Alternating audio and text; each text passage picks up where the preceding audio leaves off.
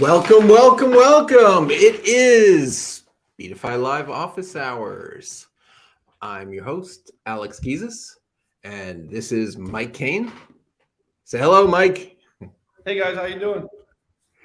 All right. I'm good. So, where's the comments? Somewhere here, I should be able to see your comments. Oh, there they are. Hey, everybody.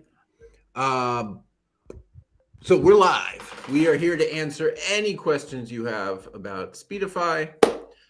We might babble a little bit about some of the announcements Apple made today, and maybe a little bit about what's coming up in Speedify 12.5. Yeah, that's right. Mike Kane is missing the Apple event. We weren't thinking. Apple's an hour in to their announcements. They announced new AirPod Pros, the Apple Watch 8, the Apple Watch 8 Ultra, the iPhone 14, which is what they were talking about right when we went live. Any thoughts, Mike? I'm still on the Apple AirPods Gen 1, and I was on the phone with my wife last night, and she told me she had to get off the phone because the background noise. So the new AirPods Pro, they look really interesting to me. Yes, these are the AirPods 2, not Pro. I have to be honest, the microphone quality is not good enough. Yeah. I hear stuff fine, but people listening, they are not. So I've got oops, I didn't hit the mute button. The Yeti microphone that I use here. I don't know why I can't just use my expensive Apple AirPods. But yeah, that's right, Quiet Galaxy. Bluetooth headphones never have a good mic. But I feel like Apple should be able to give that to me, right? But apparently not. Even Clever Tricks, the fact there are 2 microphones, shouldn't it be able to do something? So, all right. Phased has a question, maybe regarding the new terminal. The question is, how can I exclude mpv.exe live streams I watch from Speedify VPN? He says .exe, so he is on Windows.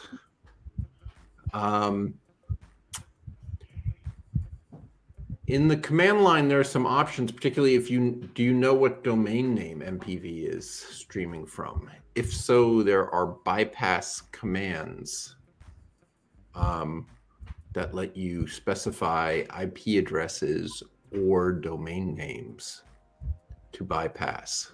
So that might do it for you. Yeah.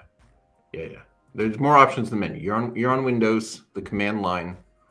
Speedify CLI. If you go look at in program files, Speedify, there's actually a Speedify CLI program that you can run from the command prompt. It'll give you usage. And there's SpeedifyCLI.pdf, which is the documentation for it, which has turned super huge because there are a million options. But there are bypass options in there. All right. Dungeons and Druids asks, how do you do object-oriented programming in C? I don't. I do object-oriented programming in, in Java, in C++. Objective-C, objects in C. Yeah. Even Python's too painful. I don't think they got that right. So I realize it's possible to do it in C. Most of these things compile to C at some level. But it's too much of a pain in the butt, making structs with pointers to functions and pointers to functions in order to allow, I don't know. At one point I knew how to do it, but I wouldn't. All right.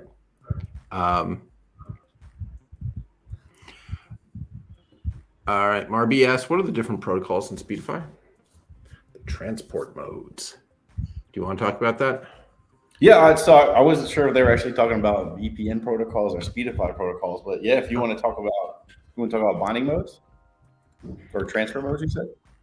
I think the transports must be what she's asking about, no? Sure, yeah. So Speedify lets the default in Speedify is auto, which means Speedify will intelligently pick, whatever protocol or transport mode it deems fit. But you could also change it to UDP, which is generally used in gaming situations. TCP, HTTPS, or TCP Multiple, which is fairly new. So do you want to deep dive into any of those, or?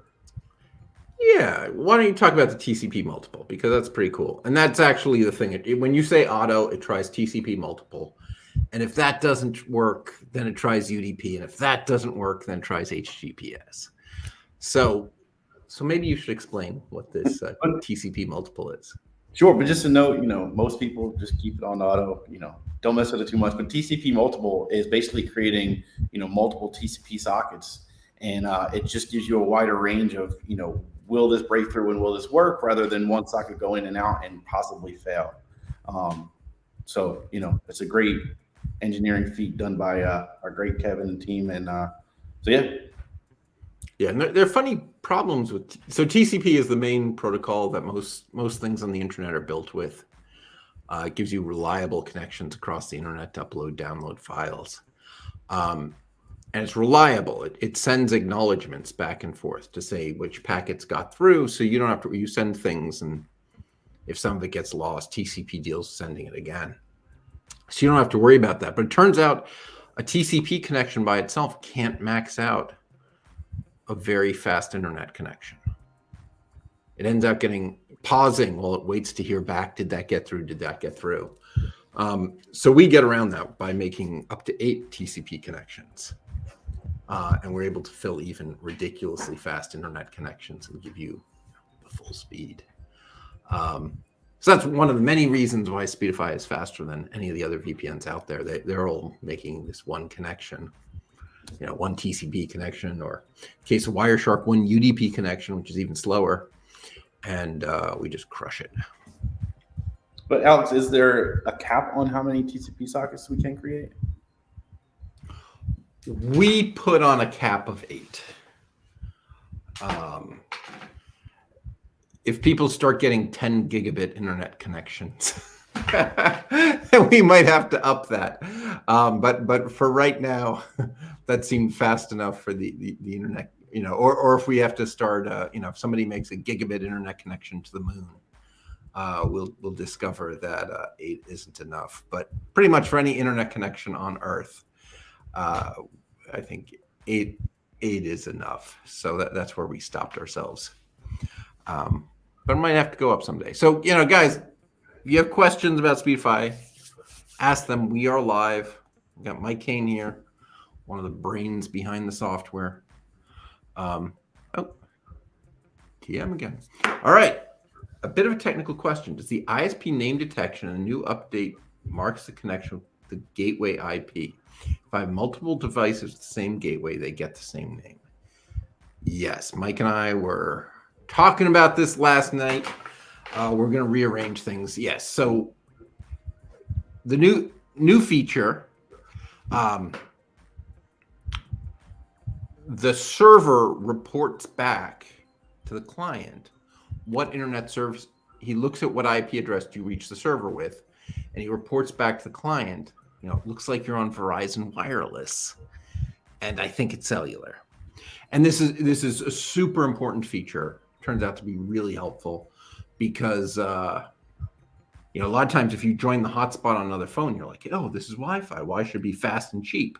But it's actually off another phone. So the cellular, we don't treat it like, we didn't used to treat it like cellular. Now Speedify figures out all by itself it's cellular. We thought if we didn't really know the name of the network you were on, it was nice to show the name of the carrier. It turns out that lots of people who have lots of internet connections are all connecting to the same carrier. So in 12.4, 12.4.1, you can get yourself in a situation where we give all your network cards the same name. So we're cleaning that up. We're going to put the actual name of the network card followed by the other. You see, we'll have the 2 names right there. And if you click on them, we'll more clearly show all the information about the card right there under the connection details. So sorry about that, TM. Long story short, we're going to make 2 or 3 little improvements in the user interface, probably at the end of next week. I think that's probably the schedule. Try to get that out to you guys. This is with a different carrier, but behind NAT with the same IP. I'm a little confused. If it's the same IP, you're coming out the same carrier. Right. So it's the final IP that we're using. Maybe this is the answer.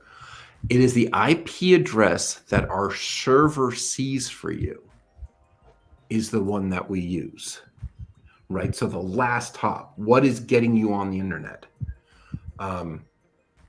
So if you're using cellular to somehow connect into someone else's home router that goes out Comcast, congratulations, you tricked us into thinking you're using Comcast. But yeah, so it's the final hop, the one that gets you to the internet is the one we're using, which is usually the right one, right? You use Wi-Fi to get to the cell phone. The cell phone sends you over cellular. The important thing there is cellular. So tell me if there's a weird scenario where you think we're not doing the right thing.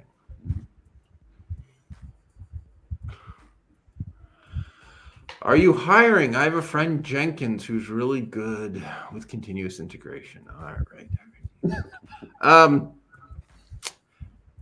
We have a jobs page. Go look for, Google Speedify jobs. There's a jobs page. We always list what jobs are open. we just hired a bunch of people. We might actually, for once, not be hiring for a moment. Although I appreciate the joke you're making there. But if anyone's interested, yeah, just look for jobs at Speedify. There's a whole web page. We use Workable, and we put up our job descriptions. Yep. Okay. Yeah, contact sports and logs. All right. What is the best bonding mode to use when live streaming with multiple slow connections? VIP Cruising asks. Mike?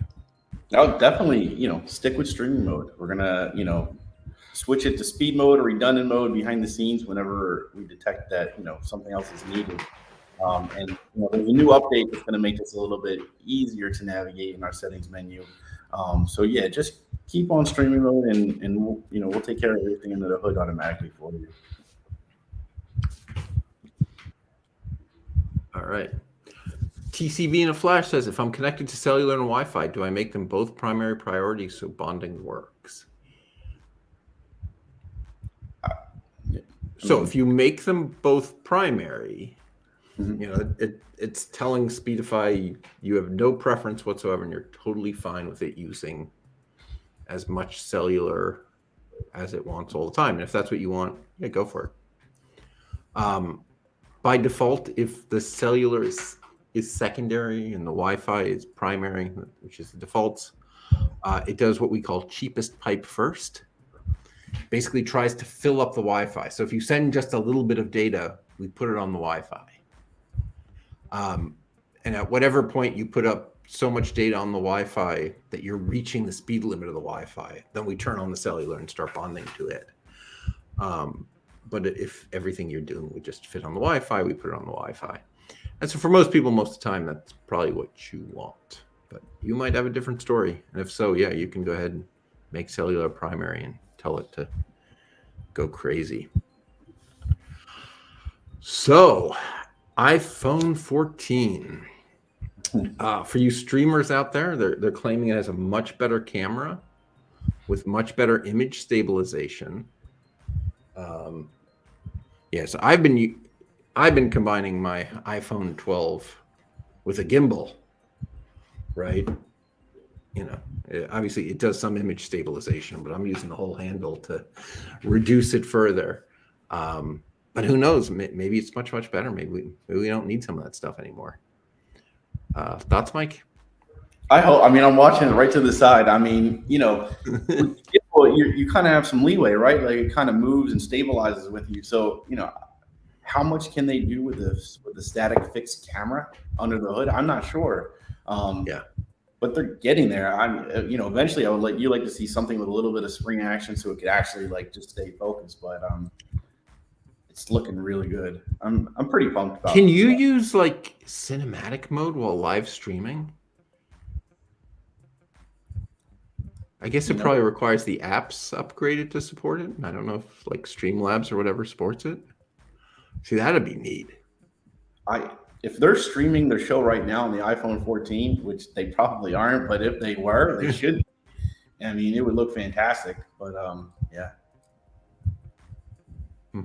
Yeah, I saw it now. It has satellite. But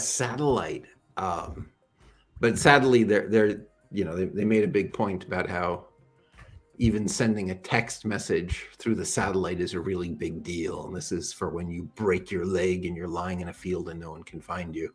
So I'm pretty sure they're not going to let us use it to stream video. I always love hearing about a new internet connection, but I think this probably isn't the internet connection for us. I think they're doing away with the SIM trades. So now we're just strictly eSIMs. eSIMs. Is it that far-fetched to think they might add another cellular radio in there in the future for a Pro Max model? I don't know. Wow, that'd be so cool. Yeah. Right. So I don't know if you guys know how it works. The dual SIM phones, they're what are they called? Dual active, right? They're not really. So there's two SIMs, and each is keeping track of information about two different carriers, but there's only actually one physical radio. So when it says that you're connected to two cellular networks at once, what it's really doing is spending 95% of its time on one of them. And 5% of the time, when you don't seem to be using the internet, it bops over to the other one and looks to see if you have any text messages or notifications, and then it bounces right back to the main one, right? So it seems like you're on two carriers at once, but you're not. And if you start trying to stream stuff, you'll see the difference really, really quickly. Oh, I'm sorry. Quiet Galaxy says, what's an eSIM? So, yeah, well, do you want to explain? Probably starting by explaining what a SIM card is real quick. Go ahead. Alex, you tell stories way better than I do. But basically, a SIM is a way to identify your device on a cellular network, right?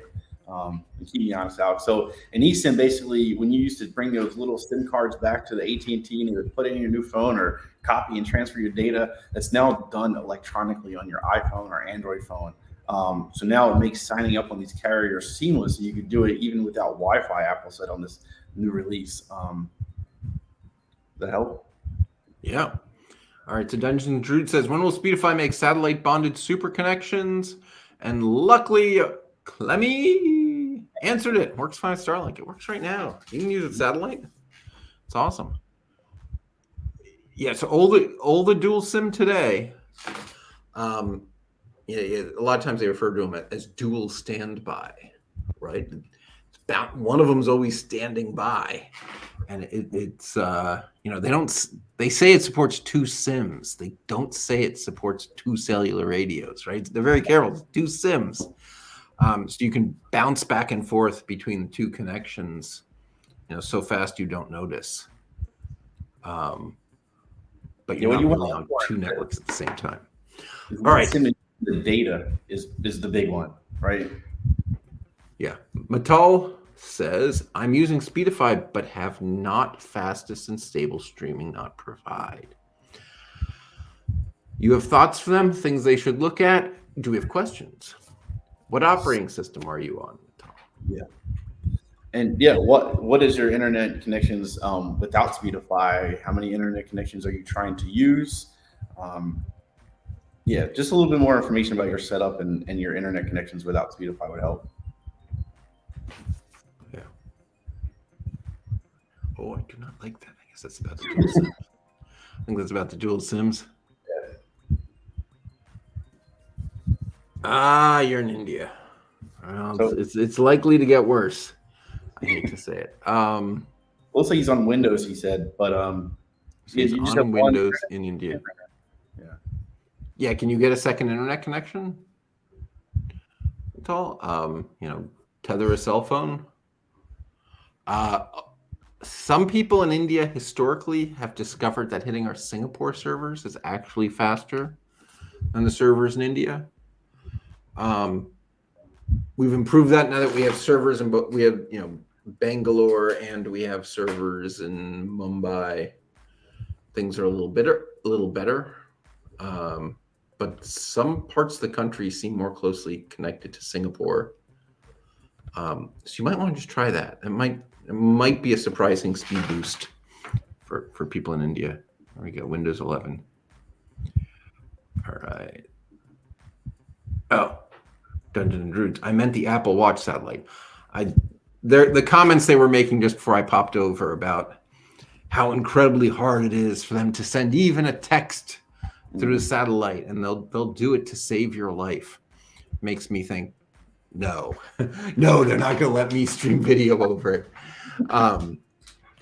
Yeah, I read they did a deal with a satellite company that they bought little slices of time on 17 different satellites. So like the whole world is covered, but not with much bandwidth, right? This isn't like Starlink where they have hundreds of satellites, doing hundreds of megabits to users. I think the Apple thing is, I wouldn't be surprised if, it's only tens of megabits that they're sharing across everyone to just, send texts when people's lives are in danger. Alex, we're going to hear about the Apple rocket coming out in 2025. I sure hope. It'll be user-friendly, I hope. All right, now providing uploading speed and stable streaming. Now, you can always send logs in the menu. show you, where am I? It's working. Huh. My Stream Deck is not working. My magic buttons to show Speedify are not. What about this? Is the confetti working? No. All right. Uh-oh. Oh no. This is going so wrong. All right. I want to watch streams while walking. You know, if you're still on cellular, you can. But yeah, middle of the ocean, probably an issue. I gotta say, I've always liked that at the bottom of the Grand Canyon, I can't get signal. But then, you know, a woman died down there yesterday, so you know, the very expensive option to send a text on satellite is probably the right thing to do, right? Don't let us stream video from the bottom of the Grand Canyon. But you know, if somebody really is in trouble, yeah, bounced off a satellite. Provide manual server. I'm using Windows 11. Yeah, so send a log. So from the menu, you click the hamburger menu, scroll down, there's generate logs. That'll make a zip file on your desktop. And you can attach that to an email to support@speedify.com and describe your setup, right? Write a little bit about what kind of internet connections you have and how fast you think they are, and what kind of speeds you're seeing with Speedify. Write up a little bit, something for us to look at. Any plans for IPv6? Yes. So the software completely supports IPv6. Hosting providers, it's been a pain. Some of them don't support IPv6, and the ones that do have entirely different systems for how you get your IPv6 addresses, and some will just give us thousands, and some need us to apply for each IP address still as if it was IPv4. So I'm not quite sure where we're at with the operations side of rolling it out. The software is good. We have a couple speed servers that we use that support IPv6, and it works fine. Works great. All right. Metritis. Can you use Speedify with a Plex media server? I think so. Yeah, I mean, just runs, if you run Speedify on the same machine. If you're going to be torrenting and stuff, and the software will warn you this, please use the peer-to-peer servers. All right.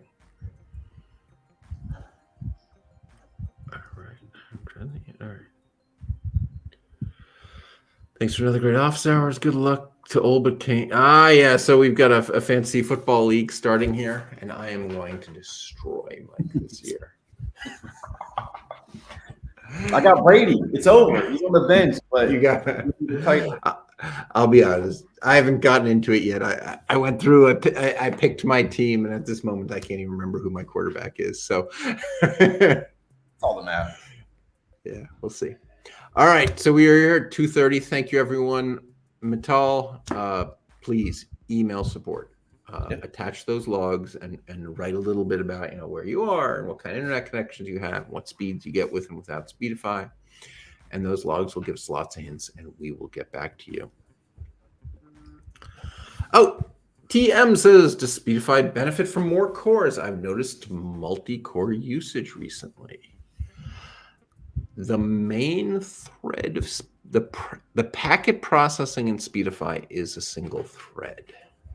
Now, the user interface has lots of threads and stuff, but the packet processing really takes over one core. And plus it kicks things out, packet encryption and decryption to the to whatever hardware encryption you have. But the real engine of upload and download speeds are coming from a single thread, which means a single core. I think that's all right. You're welcome, TM. All right. Fantastic, guys. It is 2:31. We'll be back next week. And let's see, tomorrow, IRL bike ride. We are going to send Tech Bana out on a bicycle in the city of Philadelphia with an iPhone, streaming stats back to us. How she picked that short straw, I don't know. All right. But on the 13th, we're having Irish Kate, the streamer and baker. Okay. On the 15th, we're having Joel Draper. On the 20th, we're having Rob from Uscreen. And on the 22nd, we're having Glassman Cometh, the live streaming glass blower. Glass blowing is awesome. I love that stuff. In real life, watching people, heat up the glass till it's red hot and then blow it up like a bubble. Stuff's just awesome. Is that an on-site? All right. No. I think it's remote. All right, Mattel. All right. So which logs send Speedify? From the Speedify user interface, there's the menu at the top left, sort of the hamburger, the three little bars. You click that. It brings up the menu. You scroll to the bottom, and right near the bottom, it says Generate Logs. You click that, and in anywhere from 10 seconds to 2 minutes, depending on largely how often Windows itself has crashed on you, we will make a zip file on your desktop named speedifylogs.zip. You just take that whole zip file and you attach it in an email to support@speedify.com. And we'll take a look. All right. Good luck, everybody. I'll see you hopefully tomorrow for the IRL bike ride. If not, we'll be back next week, same time, answering more technical questions. Beat us up. All right. You're welcome. See you online. See ya.